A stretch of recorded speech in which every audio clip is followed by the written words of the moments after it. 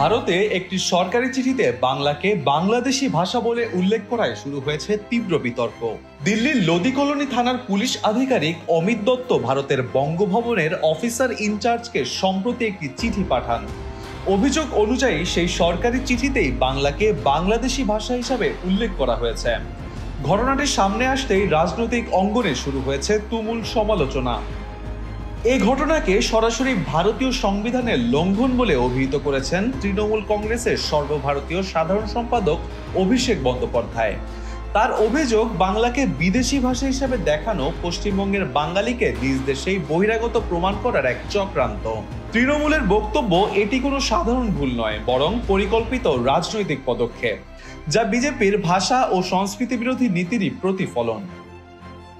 এদিকে এই ঘটনায় বেশ চটেছেন পশ্চিমবঙ্গের মুখ্যমন্ত্রী মমতা ব্যানার্জি। সামাজিক মাধ্যমে এক পোস্টে কঠোর ভাষায় তিনি জানান, সরাসরি ভারতের স্বরাষ্ট্র মন্ত্রণালয়ের অধীনস্থ দিল্লি পুলিশ বাংলাকে বাংলাদেশি ভাষা হিসাবে বর্ণনা করেছে।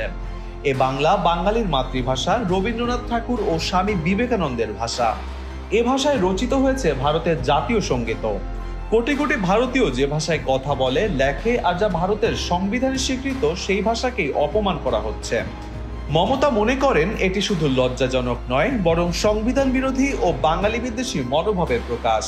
তিনি এই অপমানের বিরুদ্ধে সর্বোচ্চ প্রতিবাদ এবং দেশের সব বাংলা ভাষাভাষী মানুষের একসাথে রুখে দাঁড়ানোর আহ্বান জানিয়েছেন।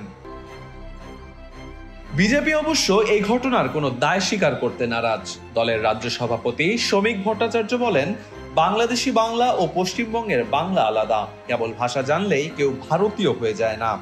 বিজেপির মতে এটি মূলত নিরাপত্তাজনিত পদক্ষেপ, রাজনৈতিক কোনো উদ্দেশ্য নয়।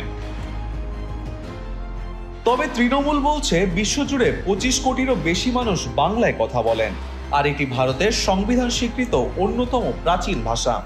আর এমন একটি ভাষাকে বাংলাদেশে আখ্যা দেওয়া কেবল ভাষার প্রতি অবমাননা নয়, বরং বৃহৎ জনগোষ্ঠীর পরিচয় ও অস্তিত্বের ওপর আঘাত। এই বিতর্কে রাজনৈতিক মেরুকরণ আরো বাড়ছে। প্রশ্ন জাগছে, ভারতের অভ্যন্তরে বাঙালির সামাজিক মর্যাদা দিয়েও কি এখন রাজনৈতিক খেলা খেলছে বিজেপি?